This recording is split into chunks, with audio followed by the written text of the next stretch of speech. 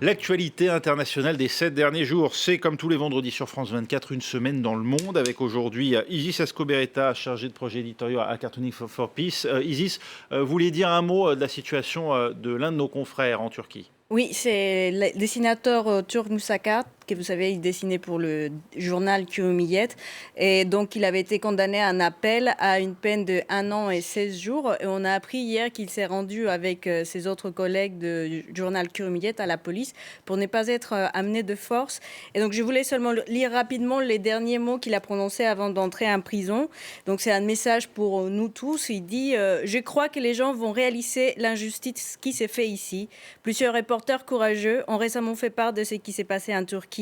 Les personnes qui frappent le chef d'un grand parti politique sont libres de circuler, tandis que ceux qui font des dessins de presse ou qui relatent l'actualité sont envoyés en prison. Et nous attendons avec impatience le jour où les journalistes n'auront plus besoin de faire de telles déclarations devant les portes d'une prison. Voilà, donc malgré le vent de fronde qui souffle en Turquie, qui s'est exprimé en tout cas à l'occasion des élections municipales, on le voit, la liberté de la presse notamment reste, et la liberté d'opinion en général, reste une liberté à conquérir. C'est Moussa Kart, donc notre confrère et dessinateur de presse de Cumhuriyet, qui s'est rendu hier à la police. Merci. Également avec nous aujourd'hui Patricia Lémonière de TF1, Marc Semo du Monde et Ziad Limam d'Afrique Magazine. Daesh a donc revendiqué la série d'attentats qui ont fait 253 morts le week-end dernier durant les messes de Pâques au Sri Lanka.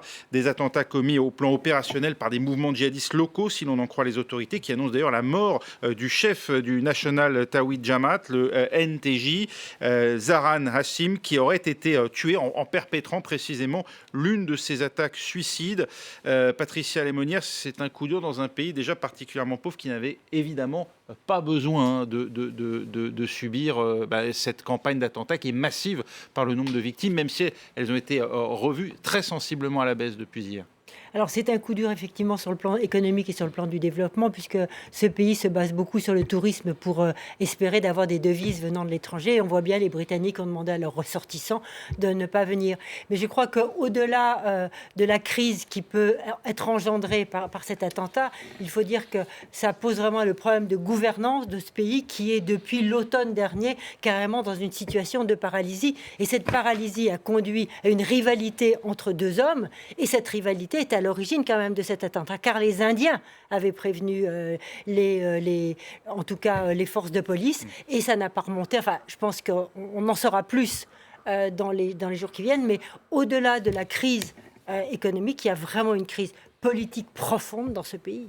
Oui, et un risque dans cette région qui est sujette aux rivalités interethniques et religieuses, avec bien sûr la présence de l'Inde qui est en plein processus législatif, où on sait les hindouistes, Narendra Modi a fait aussi des musulmans en général un bouc émissaire. Oui, mais on a l'impression plutôt que ce qui s'est passé au Sri Lanka est un espèce d'effet d'opportunité et d'aubaine. C'est un pays qui avait, qui avait baissé la garde après les années terribles de la guerre civile, et pour ce groupe islamiste radicalisé, NTJ, qui évidemment a bénéficié de protection, c'était l'occasion pour l'État islamique, qui a revendiqué, alors ensuite on peut avoir des doutes sur cette revendication, malgré tout, de frapper de façon extrêmement spectaculaire, puisque c'était probablement le plus gros attentat commis jusqu'ici par l'État islamique à l'extérieur de la Syrie et de l'Irak, avoir le maximum de résonance dans un pays justement où c'était possible de faire. Ce qui est extrêmement frappant, c'est que ils ont réussi à mener des attaques simultanées, des attaques extrêmement meurtrières. Ça rappelle un peu, disons même Al-Qaïda, oui, des actions les plus spectaculaires, à la fois par ce caractère simultané, par le profil même des terroristes, notamment le chef de ce petit groupe, Zaran Hashim, oui, qui n'est pas un paumé, etc., mais qui était le fils d'un riche commerçant, comme la plupart d'ailleurs des autres kamikazes. Donc on retrouve, disons, un espèce de terrorisme djihadiste qui reprend de la vigueur en utilisant justement le vide qui avait été laissé. Mais la vraie question maintenant, c'est qu'aujourd'hui, l'Asie est en train de redevenir, pour l'islamisme radical, pour le djihadisme, une terre de conquête. Et on le voit à la fois au Khorasan, dans ce qu'ils appellent le Khorasan, c'est-à-dire la zone de l'Afghanistan, on le voit dans le sud-est avec les Philippines et l'Indonésie. Vous avez dit même revendication opportuniste du groupe État islamique ou réelle implantation dans cette région-là? Je sais pas ce qui reste de la structure réelle, officielle de l'État islamique. Je ne sais pas comment ça s'est réorganisé. Ce qu'on voit, c'est que, comme on l'a dit sur ce plateau, comme on l'a dit plusieurs fois, ce n'est pas des victoires militaires sur le terrain. en Syrie et en Irak, qui allait nous débarrasser par miracle d'une espèce de nébuleuse comme ça, qui est dormante, qui se réveille, qui a, comme dit Marc, un sens de l'opportunité, comme tu l'as dit toi aussi, c'est-à-dire de cibler un pays qui est fragilisé ou qui est dans un mode défensif plus facile. Donc on voit bien qu'on a cette menace qui plane toujours. Vous avez parlé de l'Asie, mais il y a eu quelque chose qui est passé un petit peu inaperçu aussi. Il y a eu un attentat en République démocratique du Congo. Donc on voit aussi que là, voilà aussi un pays immense, fragile, qui peut être victime, qui peut être la cible de ces attaques. Quand les structures étatiques sont faibles, disons. Non, je pense que ce qu'on a dit sur la défaite de l'État islamique, c'est peut-être la défaite de l'État islamique en Syrie, en Irak, mais c'est pas la défaite de l'international, quelle que soit la formule qu'elle va prendre, etc. Et la deuxième chose, ce qui était aussi assez effrayant, alors est-ce que c'est vrai, est-ce que c'est pas vrai, c'était l'idée que cet attentat était une réponse à Christchurch. Et alors là, on est dans un scénario encore plus effrayant, c'est-à-dire qu'il y a une espèce de guerre qui se déclare entre mouvements terroristes, entre suprémacistes blancs, islamistes de l'autre côté, ou encore d'autres, pourquoi pas, qui se génère à l'échelle du monde, et là qui échappe complètement au débat État contre. Et à la logique même, parce que s'en prendre à des catholiques sri-lankais pour un attentat commis contre des mosquées en Nouvelle-Zélande, ça peut sembler complètement fou. C'est-à-dire que celui qui a fait l'attentat en Nouvelle-Zélande est un suprémaciste blanc, donc on va dire, pour résumer, il est catholique. Mais c'est surtout le fait que du coup, ça échappe quand même, cette guerre-là, c'est celle que ces gens-là veulent, ce choc des civilisations, cette guerre des religions, ce règlement de compte généralisé des dieux sur Terre. Voilà, c'est ce qu'ils veulent. Et donc, s'ils sont capables de le pousser comme ça, attentat après attentat, je ne sais pas comment est la réaction des États. Ils prennent comme tu l'as dit très bien, des états faibles dans des moments de fracture. Ils ne vont pas après la fin du rêve de cet état concret, physique, qui était un califat. Maintenant, c'est fini. Ils l'ont parfaitement compris. Donc, il y a j'ai envie de dire, c'est des attentats dramatiques d'opportunité. Et comme tu le soulignais très bien, c'est le projet défendu par les islamistes radicaux avait été théorisé dans un livre sur, en fait, créer le chaos. Et c'était le chaos dans les États dont il parlait, ce livre qui était publié en 2006-2007. Mais maintenant, c'est un chaos mondial. Et on est dans une phase de mondialisation du djihadisme, je crois. Il y a un autre aspect, c'est qu'on est un peu dans la même situation qu'après l'invasion américaine de l'Afghanistan, après les attentats du 11 septembre. Alors, les Américains, à l'époque, avaient chassé Al-Qaïda d'Afghanistan. Et le groupe avait essaimé avec des franchisés. Et là, avec l'État islamique, on est un peu dans le même cas de figure. C'est-à-dire, après que l'État islamique ait perdu son ancrage, son califat, autoproclamé califat en Syrie, en Irak, de fait, il essaime. Alors, il essaime en Afrique, dans le Sahel, on l'a vu. Il essaime aussi en Asie. Et d'une certaine façon, c'est beaucoup plus compliqué aujourd'hui à affronter, parce que, justement, il y a cette espèce de diffusion avec des groupes qui prennent le label, qui sont probablement aidés techniquement, parce que, de nouveau, il est quand même très difficile d'arriver à ce degré de sophistication sans avoir des gens formés pour le faire. Mais voilà, c'est un danger qui est devenu beaucoup plus diffus. Isis Ascoberetta, les dessins de presse après cet attentat, donc ces attentats du Sri Lanka. Oui, alors il y a ces premiers dessins des Marek, dessinateurs belges pour Het Nieuwsblad. Et donc les Pâques au Sri Lanka, vous avez vu, il a repris justement une piéta, puisque c'était le dimanche des Pâques. À la place de la Vierge, on voit ces Bouddhas qui est en train de pleurer avec le corps du Christ.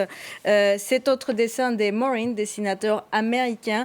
Alors lui, il nous dit, l'autre enfer, c'est justement l'intolérance religieuse. On avait eu il y a quelques semaines les images de Notre-Dame en flammes. Là, on voit cette église qui est prise par les explosions. Cet autre dessin des Hall, dessinateur américain, alors lui, il nous présente d'un côté justement la cible facile de ces terroristes. Donc on avait vu que c'était aussi dans les mosquées, maintenant c'était dans une église. Et de l'autre côté, ce qui est une cible plus difficile à trouver, justement les terroristes. Surtout, comme vous voyez, il pointe bien le cœur, les actions qui mènent à ce type de terribles attentats. Et cet autre dessin des Vado, dessinateur belge pour Lviv, l'Express, Express. Alors on sait depuis que l'Inde avait justement déjà prévenu les autorités du Sri Lanka sur les possibilités des attentats. Et donc vous voyez à côté le cœur du Sri Lanka qui continue mal qui bien à battre, et les 4 religions du pays qui sont représentées dans les dessins. On va voir si le cœur va continuer justement à battre. Cet autre dessin des Sapiro, dessinateur de l'Afrique du Sud pour le Daily Maverick. Alors là, c'est la terreur religieuse qui fait sa tournée mondiale. Comme vous voyez, ça n'épargne personne. On a vu les attentats en Nouvelle-Zélande dont on parlait tout à l'heure, plus toutes les autres villes qui ont déjà été touchées. Et un dernier dessin des Chérif Arafat, dessinateur égyptien. Alors on parlait justement de Daesh, la guerre contre Daesh, et ce qui ça a donné, justement, ça a donné d'autres cellules que, comme vous voyez, ça dirige vers l'Asie. Oui, et autre pays où la présence du groupe État islamique a été un enjeu ces dernières années, c'est la Libye, et c'est la Croix-Rouge qui alerte. La situation humanitaire s'est gravement détériorée à Tripoli, où le gouvernement d'union nationale, reconnu par la communauté internationale, demande au Conseil de sécurité d'enquêter sur ce qui pourrait s'apparenter à des crimes de guerre de la part de l'armée nationale libyenne. Ces forces du maréchal Haftar qui contrôlent l'est de la Libye. Elles mènent depuis le début du mois une offensive sur la capitale libyenne. Après avoir progressé rapidement, elles se sont enlisées et viennent même d'être contraintes de battre en retraite. Marc Semo, le vent est en train de tourner pour Khalifa Haftar. Probablement. En tout cas, ce qui est sûr, c'est que une fois raté l'effet de surprise, Haftar pensait pouvoir arriver à Tripoli et miser sur un soulèvement à l'intérieur des gens qui n'en pouvaient plus de la faiblesse et de l'impuissance du gouvernement d'union nationale de Fayez al-Sarraj, reconnu donc par la communauté internationale. Ce soulèvement n'a pas eu lieu. Il est évidemment hors de question de penser pour lui conquérir Tripoli. Aujourd'hui, on est dans une situation extrêmement préoccupante avec le risque de retourner, peut-être même encore en pire, dans la guerre civile comme en 2014, parce que lui n'a pas les moyens de l'emporter. D'un autre côté, le gouvernement de Sarraj est devenu de plus en plus l'otage des milices qui l'ont sauvé, qui actuellement se battent à Tripoli, des milices islamistes, alors qui ne sont pas djihadistes, ce sont notamment les milices de Misrata, qui avaient joué un rôle fondamental d'ailleurs dans la lutte contre l'État islamique à Sirte, mais qui sont quand même des islamistes. Proches des frères musulmans. Voilà. Oui. Plus des milices, alors là, beaucoup plus radicales. Et donc, on est dans une situation extrêmement préoccupante, et avec surtout un blocage au niveau de l'ONU. On a vu quand même des scènes absolument inédites, c'est-à-dire qu'une résolution britannique, un projet de résolution britannique soutenu par les Français, appelant à cesser le feu, etc., a été bloqué par les États-Unis avec le soutien des Russes. Ce qui est quand même assez inédit, parce que Haftar, aujourd'hui, a non seulement le soutien de ses alliés habituels, qui sont l'Égypte, qui sont les Émirats arabes unis, qui sont l'Arabie saoudite et qui sont la Russie, mais aussi des États-Unis. La France, qui longtemps avait soutenu Haftar dans le cadre de la lutte contre le terrorisme, depuis un certain temps, dit il n'y a pas de solution militaire possible, il faut à tout prix que le processus de négociation reprenne. Donc la France est dans un jeu d'équilibre, mais quand même assez difficile, qu'il ne vaut pas que des amis. Oui, parce qu'il y a une déception côté français sur Haftar. Si officiellement on soutenait Sarraj, c'est un peu un secret de polichinelle qu'une partie, en tout cas, au ministère de la Défense et même au Quai d'Orsay avait misé sur Haftar. Or, on voit qu'il n'est pas capable de prendre Tripoli aussi rapidement qu'on l'avait pensé. Moi, je pense que personne ne estimait qu'il pouvait prendre Tripoli comme ça, qu'il avait les moyens. On pensait simplement qu'il y aurait, comme tu le soulignais, Marc, peut-être des ralliements venus d'autres côtés. La greffe ne prend pas et ça ne marche pas.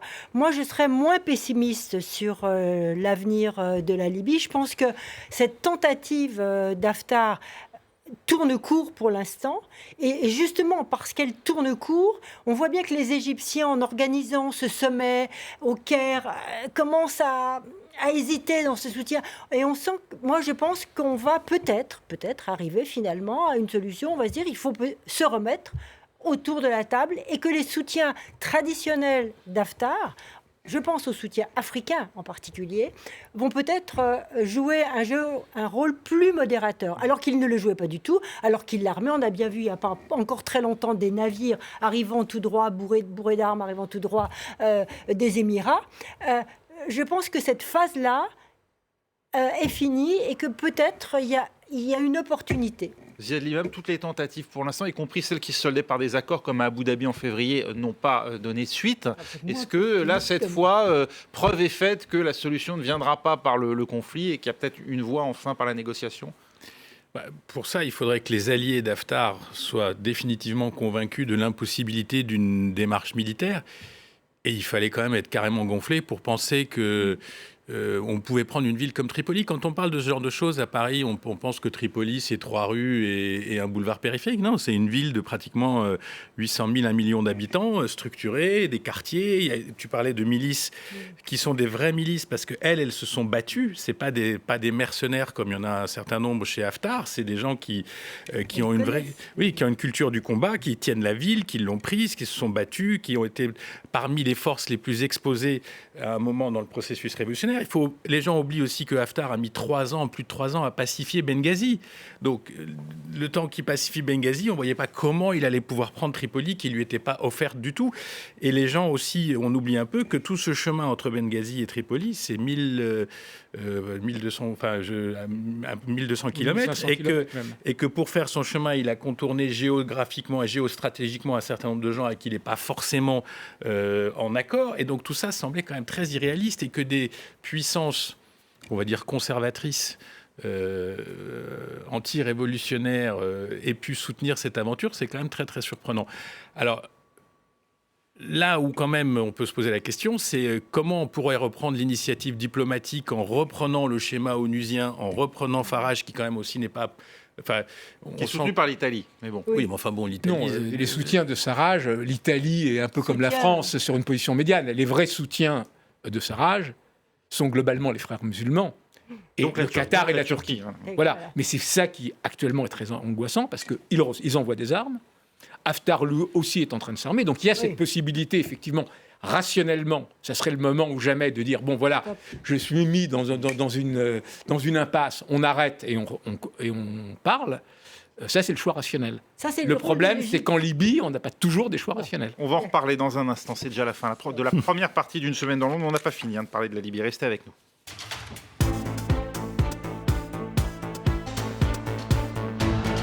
Une semaine dans le monde avec aujourd'hui Isis Ascoberetta, Patricia Lémonière, Marc Semo et Ziad Limam. On évoquait la situation en Libye.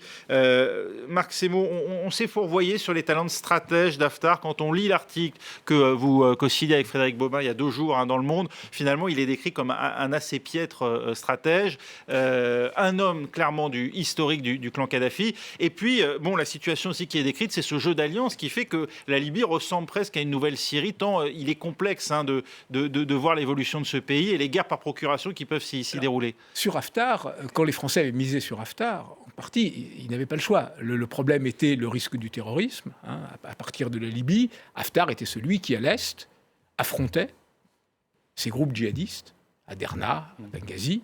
Donc, c'était un choix rationnel. Et les Français, s'ils ont aidé Haftar contre le terrorisme, ont aussi utilisé le fait qu'ils avaient des contacts avec Haftar, comme ils avaient aussi des contacts avec Fayez al-Sarraj, pour justement pousser le processus de paix. D'ailleurs, Emmanuel Macron, sa première grande initiative diplomatique, ça avait été l'organisation à la Salle Saint-Cloud de la première rencontre avec un texte, alors qu'il n'a pas été signé, mais qui avait été accepté par les deux, pour justement aller vers le processus de paix. Donc, les Français là-dessus avaient eu raison de miser sur Haftar. Je pense qu'ils étaient conscients de ses limites et je pense aussi qu'ils ont été un peu piégés parce qu'effectivement, ils ont été mis devant le fait accompli avec cette offensive qu'a lancée Haftar sur Tripoli, mais ils n'ont pas eu non plus les moyens de l'empêcher parce que Haftar avait sa propre logique et sa propre dynamique. Alors c'est vrai que ça nous met en porte-à-faux avec évidemment le gouvernement d'union nationale qui évidemment profite pour taper sur la France parce que c'est aussi l'anneau le plus faible. C'est plus facile d'attaquer la France comme soutien d'Haftar que d'attaquer les États-Unis ou la Russie. Ce qui est terrible, c'est à quel point les divisions du monde arabe politique prennent de l'ampleur et impactent. Qatar, Arabie Saoudite. Oui, mais il y a Qatar, il y a Qatar, Émirats, Arabie Saoudite, il y a Turquie, Qatar, Émirats, Arabie Saoudite, il y a Iran, Arabie Saoudite, sunnite, chiite, sunnite progressiste. C'est ça qui se joue en Libye, c'est un conflit sunnite-chiite. Non, vous n'avez pas compris. C'est que clairement, vous l'avez dit d'ailleurs tous les deux, il y a clairement un camp qui est soutenu massivement par l'Alliance Égypte, Émirats, Arabie Saoudite, etc., et un gouvernement provisoire dont les principaux soutiens sont qataro-turcs et disons autour de la nébuleuse des frères musulmans. Donc on voit bien que ce conflit qui se joue là-bas a un impact direct sur ce qui se joue en Libye. Mais quand on lit la presse en arabe, quand on y arrive, etc., on voit aussi qu'il y a toutes sortes de fantasmes sur l'Algérie, sur comment ces luttes à la fois idéologique aussi, parce qu'il y a un clan qu'on va dire conservateur, anti-révolutionnaire, qui est pour le statu quo, pas pour des changements non maîtrisés, etc. Donc comment ces luttes s'invitent aussi en Algérie, parce que l'Algérie est aussi un enjeu politique à l'échelle du monde arabe. Et donc ces luttes-là, elles sont, on le savait, fratricides depuis longtemps, mais là, dans un cas comme celui-là, on voit à quel point ça ralentit toute possibilité de discussion et de négociation. Alors peut-être aussi faudrait-il que l'Afrique, qui a beaucoup souffert de l'effondrement libyen, reprenne une marge de manœuvre diplomatique, parce qu'il y a un certain nombre de chefs d'État dans la région, il y a la frontière sud, il y a des pays qui sont là, qui pourraient, par leur lien historique avec la Libye, Pensez à qui au Tchad ? entre autres, mais qui ont des liens avec Haftar, qui ont des liens avec les tribus du Sud, qui ont des liens avec les gens de Tripoli, qui connaissent tout ce petit monde intimement, l'Afrique pourrait peut-être jouer un rôle diplomatique un peu plus actif, sachant que le président de l'Union africaine en ce moment, c'est le général Sissi. Et donc, c'est aussi une position particulière. Disons, c'est pas l'homme qui est le mieux. Oui, non, mais les pays de la ligne, le net intermédiaire pour des C'est négociations. des manières. Juste très rapidement, pour peut-être en finir, il ne faut pas aussi oublier que le maréchal, maintenant, Oui. Haftar, a une personnalité qui est quand même parfois difficilement contrôlable. C'est-à-dire qu'on l'arme, on le soutient, mais il est capable, cette initiative, et s'il l'a poussée, je ne suis pas persuadée que tout le monde l'ait encouragé à 100% là-dedans. Je pense qu'il a en lui une dynamique qui est très personnelle et qu'on aimerait pouvoir mieux le contrôler. Et il est parfois incontrôlable. Parfois, Et ce qui pose des problèmes. Et avec toutes nos discussions sur qui fait quoi, je pense que c'est quelqu'un qui a une dynamique propre. Isis Ascoberetta, la situation en Libye vue par les dessinateurs de presse. Oui, alors il y a un premier dessin des T. Rogers, dessinateur des Pays-Bas. Alors comme vous pouvez voir, il montre justement la Libye telle qu'elle est après 8 ans de la chute de Kadhafi et toutes ces fractions qui, on voit, on ne sait pas très bien qui est contre qui lutte contre qui. Cet autre dessin des Martin Volterink, dessinateur des Pays-Bas pour Cartoon Movement. Alors lui, il nous a fait le portrait du général Haftar qui dit « Le plus récent de la Libye est l'un des plus anciens, qu'on vous évoquiez tout à l'heure, soutien des Kadhafi, et pour les détracteurs de Haftar, peut-être qu'il souhaiterait instaurer aussi une dictature. Et cet autre dessin des Millions, dessinateurs français. Alors justement, on parlait de la France, le rôle que la France joue depuis justement la chute de Kadhafi. Alors on voit d'un côté un Haftar qui dépêche Macron. Bon alors, vous êtes de quel côté ? On voit un Macron qui est encore un peu indécis avec la diplomatie pour le nul. Est-ce qu'il finira de lire les livres avant. Et un dernier dessin des Paresh, dessinateurs indiens pour des Kalir Times. Alors le rôle de l'ONU. Donc on voit cette personne de l'ONU qui dit nous continuons à surveiller la situation avec les négociations pour la paix, parce qu'on savait qu'avant le soulèvement de Haftar et la lutte à Tripoli, l'ONU devait organiser une rencontre à mi-avril pour les élections en Libye. Agadamès qui donc n'aura pas lieu, hein, et on le voit donc les deux pouvoirs de Tripoli et de Tobrouk plus que jamais divisés. Et de 10, l'Algérie, elle en est à son 10e vendredi consécutif de protestation, ça ne faiblit pas. Solidement vissé à son poste, cette semaine, le chef d'état-major de l'armée, le général Gaïd Salah, a annoncé une offensive de la justice contre la corruption qui s'est accompagnée de l'arrestation et du limogeage de plusieurs hommes d'affaires de premier plan. Ziad Limam, vraie opération main propre ou bien une traque aux lampistes ? J'aime bien ce genre de questions. Non, je pense qu'il y a... il faudrait regarder chaque cas particulier. Il y avait des gens, des hommes d'affaires qui étaient très proches du clan Bouteflika, qui étaient très proches du frère, qui ont fait fortune ou qui ont accéléré leur fortune. Il y a des cas comme Issa Drebrab qui sont beaucoup plus surprenants parce que c'était pas quelqu'un qui était de notoriété publique proche du clan Boutef, qui même disait assez souvent que ses affaires étaient contraintes parce que ceci, cela. Je pense qu'il y a une forme de message peut-être, encore une fois, je dis ça en toute prudence, de l'appareil militaire et du général Gaïd Salah pour dire j'ai des dossiers. Alors, tout le monde au carreau, tout le monde se tient droit, parce que moi, j'ai tous les secrets de la Boutefliki depuis 20 ans. Je suis l'homme le plus informé, et donc je peux distribuer des choses comme ça. Ça pose deux problèmes. Le premier problème, c'est que, je veux dire, qu'il y ait une moralisation de la vie financière et économique en Algérie, pourquoi pas, mais je ne suis pas sûr qu'en sabrant j'allais dire le CAC 40 algérien et en le mettant en prison, on se donne les conditions d'une relance économique qui est quand même extrêmement liée à la situation politique. Le revenu de l'Algérie a baissé depuis 2013, le revenu par habitant baisse, il y a un malaise social très profond qui s'exprime aussi politiquement, mais donc bon, est-ce que c'est la bonne méthode ou pas? Et la deuxième chose, c'est que c'est bien joli de mettre les patrons en prison, mais c'est pas ce que demandent forcément les gens qu'on voit derrière, qui demandent une sortie institutionnelle et politique sans l'armée et civile, et des élections, et ceci et cela. Et donc là, on se dit, bon, est-ce que tout ça est un jeu subtil auquel jouent les militaires? Mais je pense que la crise algérienne va vers la question centrale. La seule vraie question, c'est le rôle de l'armée dans ce pays.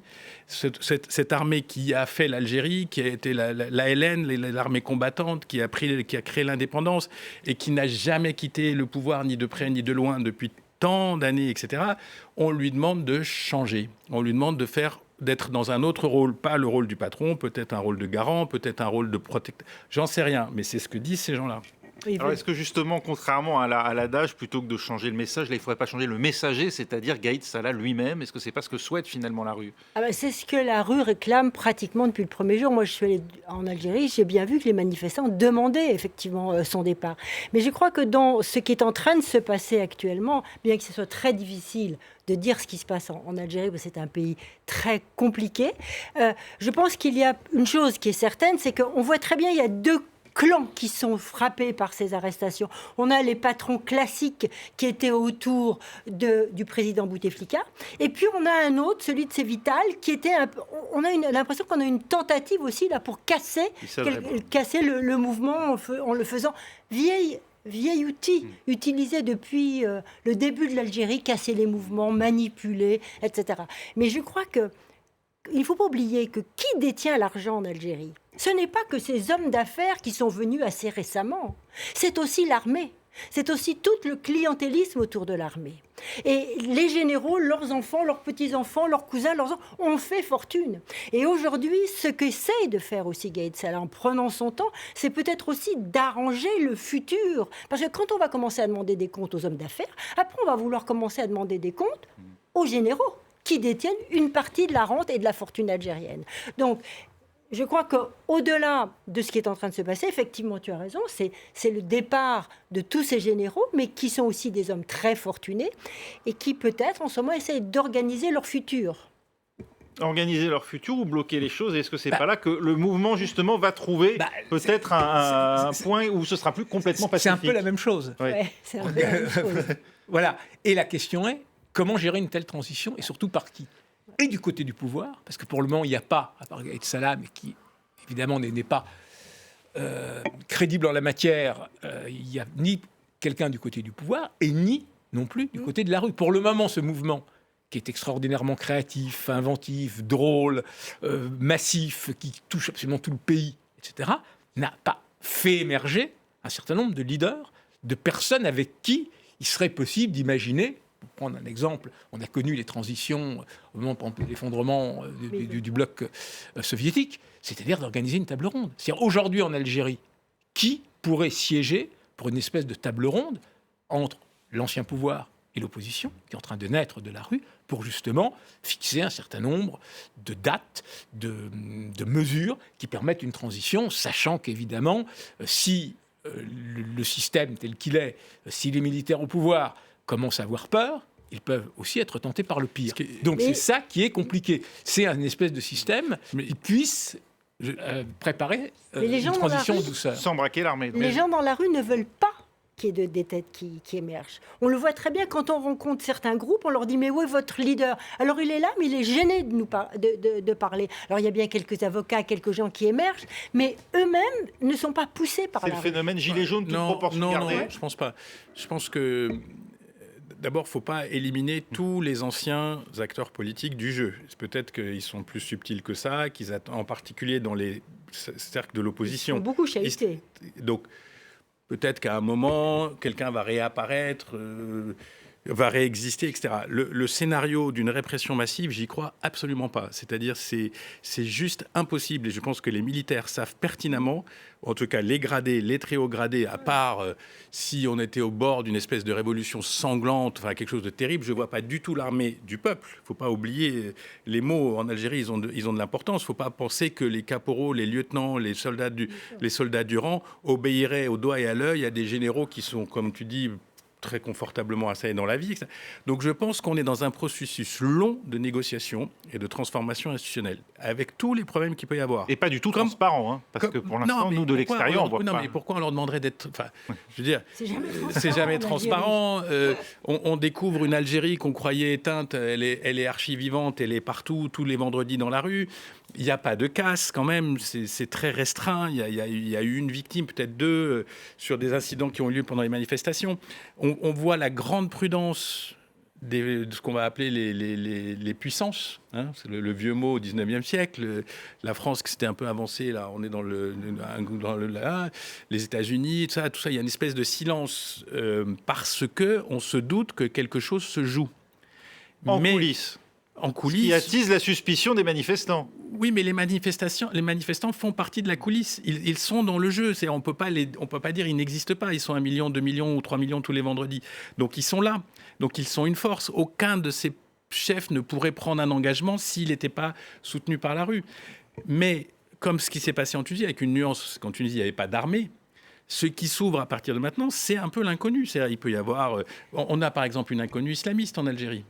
Oui, ils sont très divisés. Ils sont très divisés, mais si on fait des élections ouvertes, si demain il y a des élections ouvertes pour un candidat présidentiel, s'il y a un candidat islamiste, on ne sait pas du tout, 10, 20, 30, 40%, on ne sait pas. Tout ça, on le découvre, on redécouvre en fait ce pays aussi. Il y a quelque chose qui est très frappant en Algérie, on le voit très bien là, c'est le drapeau. Ce pays aujourd'hui tient... Je veux dire, sur le drapeau, tient autour du patriotisme qui est incroyable quand on est là.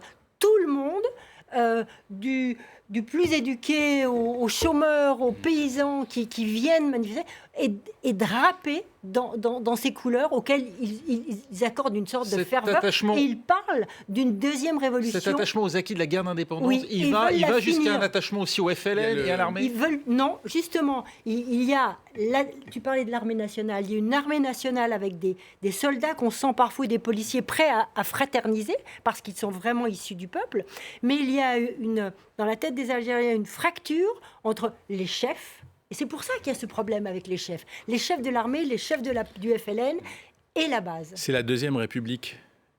Elle est là. Elle est en train de se faire. Elle est en train de se créer. Ça va être compliqué, mais je pense vraiment qu'on va sortir de la première, qui était née de l'indépendance, de la génération qui a porté l'indépendance, qui a gardé le pouvoir jusqu'à maintenant. Et la Deuxième République sera celle, enfin, d'une certaine post-indépendance, sortir de la comète coloniale. Vous dites avec des hommes peut-être de la classe politique actuelle, de l'opposition, vous pensez à Ali Benflis notamment ? Je pense que quelqu'un comme Benflis a peut-être une carte à jouer. Après, il a le problème de l'âge.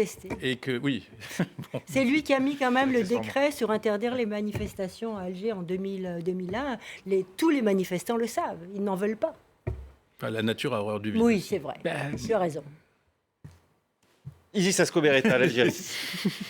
Oui, alors j'ai un premier dessin des Chapat, dessinateur suisse pour des New York Times. Alors ça parlera à ceux qui regardent Game of Thrones, puisqu'on parle ici d'un autre Game of Thrones, un printemps arabe, la saison 2. Donc il fait référence justement à l'Algérie et au Soudan. Et si vous regardez la série des Game of Thrones, vous savez, c'est la célèbre phrase de « l'hiver approche ». Et bien là, c'est surtout le printemps qui arrive. Cet autre dessin des Leïk, dessinateur algérien pour El Watan. Alors, on a vu que c'est Salah qui a lancé cette opération main propre, justement pour que les autorités judiciaires multiplient les enquêtes. Et donc, on peut se demander si, justement, ces autorités vont avoir aussi les mains propres pour juger les autres. Ces dessins des CAC, dessinateurs français pour l'opinion. Alors là, on voit un Salah, justement, qui est en train de donner un petit carton à Bouteflika qui dit « Ah, vous oubliez vos affaires ». Vous avez reconnu dans les cartons d'affaires, justement, la tête d'Ali Haddad, qui était le propriétaire du premier groupe du BTP en Algérie, qui figure parmi les gens qui ont été emprisonnés ces jours-ci. Et un dernier dessin de Landalou, dessinateur algérien aussi. Et donc, vous voyez, ces portraits de Yaïd Salah, on dirait que c'est les portes justement du paradis vers la démocratie et un premier plan, quelqu'un qui... en général, qui empêche les autres d'y accéder. Vous avez vu la petite tête de mort sur son bonnet. Sur sa casquette. Casquette. Oui, enfin sur son képi. Oui, il a entendu, lui, les Français, mais il ne compte pas changer de cap pour sa première conférence de presse en bientôt 2 ans à l'Élysée. Emmanuel Macron a bien concédé des mesures en faveur du pouvoir d'achat, mais gagé sur de nouvelles économies. Autrement dit, pour ceux qui attendaient le grand soir à l'issue du grand débat national, c'est circulé, il n'y a rien à voir, écoutez. Je crois que les transformations en cours et les transformations indispensables à faire dans notre pays ne doivent pas être arrêtées, parce qu'elles répondent profondément à l'aspiration de nos concitoyens. Elles n'ont pas été suffisamment rapides à l'endroit de certains, pas suffisamment radicales, pas suffisamment humaines, je vais y revenir, mais je pense très profondément que les orientations prises durant ces 2 premières années, à bien des égards, ont été justes. Alors, on peut lui reconnaître en tout cas une continuité à Emmanuel Macron, Patricia Lémonière. Alors voilà, c'est le verre à moitié plein, à moitié vide aujourd'hui. Il y a un certain nombre d'annonces, mais on les connaissait parce que, elles avaient fuité au soir de l'incendie de Notre-Dame, qui était précisément le soir auquel Emmanuel Macron avait initialement prévu de s'exprimer. Résultat, aujourd'hui, vous pensez que ces annonces, elles sont de nature à mettre fin à ce mouvement des Gilets jaunes? Est-ce qu'on va finalement créditer Emmanuel Macron de sa constance? Enfin, moi, je ne peux pas parler au nom des Gilets jaunes, en tout cas, mais ce que je peux dire, c'est que je trouve que tout le monde est dans son rôle après cette conférence de presse, qui a apporté des petites choses nouvelles par rapport à ce qu'on savait, mais l'opposition est dans son rôle, les Gilets jaunes sont dans son rôle. On aurait presque pu écrire leur déclaration avant la tenue de la conférence, et on aurait presque pu écrire cette conférence avant sa tenue, à quelques petits détails près, si vous voulez, à quelques petites annonces. Après. Moi, ce qui me marque, c'est que y a pas, c'est très conventionnel. Je n'ai pas de parole. J'ai des mesures qui sont égrenées. J'ai pas de projet. Il n'y a pas de ligne politique qui est définie, non? Il n'y a pas d'horizon politique. À aucun moment on dit... Parce que ce qui se passe aujourd'hui, c'est que l'homme politique n'a plus la possibilité de décider. Le politique est en faillite, mais ce n'est pas l'homme en lui-même qui est en faillite. C'est la politique en tant que telle n'est plus... La politique, ce n'est plus ce qui décide de notre avenir, tant économique, tant social. On est dans un monde globalisé où la loi, où les grandes décisions sont faites par d'autres acteurs que des acteurs politiques. Et ça, il aurait pu aussi l'expliquer, il aurait pu aussi le dire. Est-ce qu'il n'y a pas quand même un problème, alors bon, c'est pas très confraternel, mais un problème aussi parfois de questions, où on était entre questions pour un techno et Psychologie Magazine. Il n'y avait pas vraiment de questions politiques. Oui, mais je pense que... d'une manière ou d'une autre, Emmanuel Macron serait resté dans ce registre. Alors, ce qui est très frappant, c'est qu'effectivement, sur le fond, il n'a pas changé, il l'a répété sans arrêt, les mesures sont assez secondaires, mais il y a un style nouveau qu'il essaye maintenant de faire passer pour revenir, pour ressouder sa base électorale, on est sorti du jupitérisme pour dire, voilà, les maires, c'est important, j'ai parfois pu vous sembler dur, les journalistes, c'est important, les corps intermédiaires, c'est important. Donc on est dans une espèce de président girondin, donc on a un changement de style qui est effectivement réel, et en même temps, pour prendre une phrase chère à Emmanuel Macron, c'est plus apparent que réel, parce qu'il n'a pas cessé de dire j'écarte, je fais, etc. Et surtout, il y a cette mise en scène, c'est-à-dire on revient, comme à l'époque de De Gaulle, comme à l'époque de Mitterrand, avec un président assis, parlant derrière une table. Donc il y a une espèce de mélange des genres, voilà, pour essayer un peu de ressouder ce qui était son bloc originel au niveau électoral. Il n'y a pas eu grand-chose. En même temps, ça se veut un nouveau départ. Ça pourra peut-être l'être, parce qu'on revient un peu à ce qu'il disait pendant sa campagne, dans son livre Révolution. Donc on verra. On peut lui donner acte de ça. C'était pas, tout n'est pas verrouillé. Voilà, il y a un certain nombre de pistes qui ont été lancées. Bon, mais est-ce que réellement il peut changer? C'est là-dessus qu'on peut avoir des doutes. Ziad Limam. Il n'a pas renversé la table. Non, mais des tas de pourquoi il aurait renversé il y a un moment non, mais ça, aussi, pourquoi il aurait renversé la table? Moi, je pense qu'un homme politique. Il avait dit plus rien ne sera jamais comme avant quand même. Mais hein, d'abord, le 10 décembre. il a dit plus rien ne sera jamais comme avant, mais peut-être que ça va pas se faire sur une soirée et en 2 heures ou 3. Il a fixé un cap aussi. J'ai entendu un moment en parlant de 2025, il me semble, un projet. Plein emploi en 2025, ça fait un peu rire. Non, d'accord, mais bon, et puis après tout, comme tu dis, toi, tout était écrit d'avance. De toute façon, ça sera jamais assez. De toute façon, les autres diront que c'est nul. De toute façon, ceci, de toute façon, cela. Moi, je regarde un homme politique aussi qui défend sa base. Je veux dire, si vous voulez qu'Emmanuel Macron se suicide politiquement aujourd'hui, qu'il se gaufre aux élections européennes et qu'il ait une fin de mandat cataclysmique où il n'est pas soutenu par sa propre base, effectivement, on aurait pu avoir un grand soir, la France, de gauche, gilets jaunes, communistes, etc. Bon, peut-être, mais ce n'est pas le cas. Il a 25% de gens au premier tour qui sont ses troupes, sur lesquels il y a un programme qui est très cohérent. Et cette France-là, elle est très cohérente, elle sait ce qu'elle veut, en termes de fiscalité, en termes d'entreprise, etc. Donc il ne va pas fusiller tout ça. Ce qui est très intéressant, c'est qu'il a évolué quand même sur des choses que moi je trouve très... Pour les macroniens, c'est des choses qui sont compliquées. L'histoire des fonctionnaires, les 120 000 fonctionnaires qu'on devait liquider, ça c'est un dogme macronien, diminuer la fonction publique, etc. Il a fait des annonces qui vont exactement à l'inverse. On va garder les fonctionnaires, on va garder les écoles, on va garder les hôpitaux, on va créer des maisons, je n'ai pas très bien compris ce que c'était. Des maisons de France. Des maisons de France concentrer les centrales. services publics. Mais ça, dans chaque c'est quand même le contraire de sa campagne, c'est le contraire de ce qu'il dit, c'est le contraire de sa philosophie. Donc il fait des efforts sur sa gauche qui ne sont pas négligeables. Alors qu'il n'y a plus de parti de gauche, il n'y a plus de parti socialiste, tout ça. Bon. Quand il parle de la fiscalité sur les classes moyennes, bon, je veux bien, 5 milliards, c'est rien, mais enfin, il faut arrêter de dire que 5 milliards, c'est rien. C'est 5 milliards. On va taxer les entreprises. Ah, la petite lumière rouge chez les macronistes originels, l'entreprise, taxation. Alors après, on va faire la chasse aux niches fiscales et à l'évasion, mais c'est ce que disent tous les gouvernements. Oui, mais bon, alors, ok, d'accord. Donc, on ne fait plus rien. Non, mais... il a dit que du bidon. Les autres ne sont pas d'accord. Moi, je trouve qu'il y a quand même, dans des situations difficiles comme on les vit, il n'y avait aucune chance que les Gilets jaunes disent, certes, vive la nouvelle Macronie, mais en même temps, il a envoyé beaucoup de signaux à la France des classes moyennes, à la France des retraités, à la France des petites retraites, etc. Même si ça peut paraître faible dans les montants, c'est des signaux.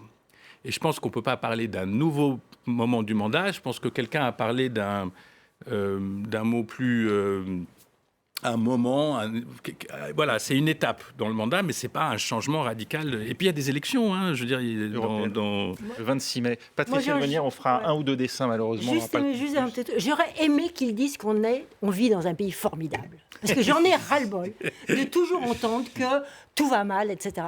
La France, c'est quand même un pays formidable. On a des hôpitaux, on a des écoles.